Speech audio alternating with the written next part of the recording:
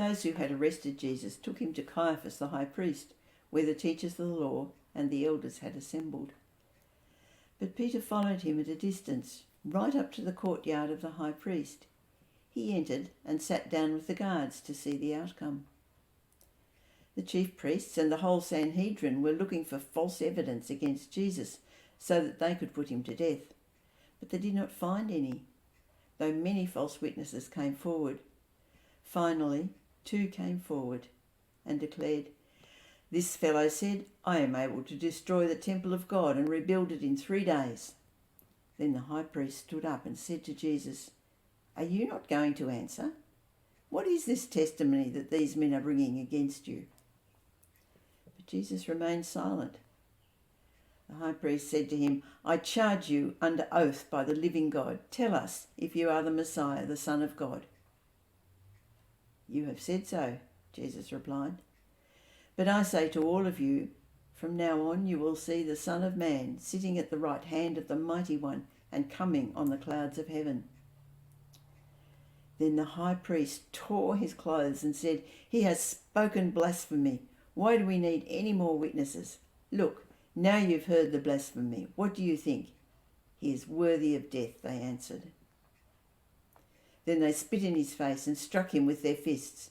Others slapped him and said, "Prophesy to us, Messiah. Who hit you?" Session 4 of Jesus last week. And this passage is a showdown between Jesus and the Jewish religious system. It was a system that had become bankrupt and self-focused, and it was coming in conflict with God himself in the person of Jesus. Now, the desire to be rid of Jesus was so great that the Jews broke all their own laws to bring him to trial. The Sanhedrin, which was the Jewish court, should not have met after sundown. That was illegal, and yet they were meeting him at night. They tried to find a case against him, but they couldn't.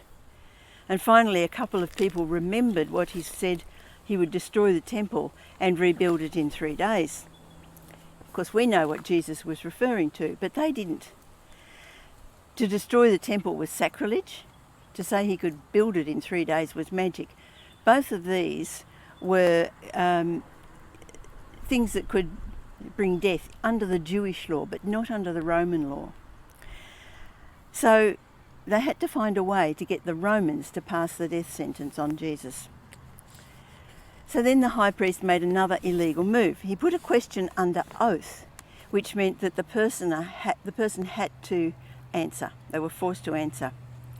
And he questioned him about whether he claimed to be the Messiah, because this was a claim of kingship, and that was something that the Romans wouldn't tolerate. What was illegal about this move was that the question under oath could never be put to a prisoner who was on trial for his life. Jesus' answer to the question had 2 pictures. One was the Son of Man, as in Daniel 17:14, to whom all kingdoms would bow and who would rule forever. The second was the Son of David, Psalm 110:1, whom God would set at his right hand. These 2 pictures would become very evident after the resurrection, when people began to see Jesus, who he really was, and when the church began to grow and the temple was destroyed. Psalm 110:4 says, "You are a priest forever, according to the order of Melchizedek." Jesus became our great high priest, that is, the one who gives access to God. Caiaphas, the high priest, actually annulled his priesthood that day when he tore his robes. The picture's clear. The old order with its priesthood and sacrifices is replaced by Jesus, the true high priest and the true sacrifice.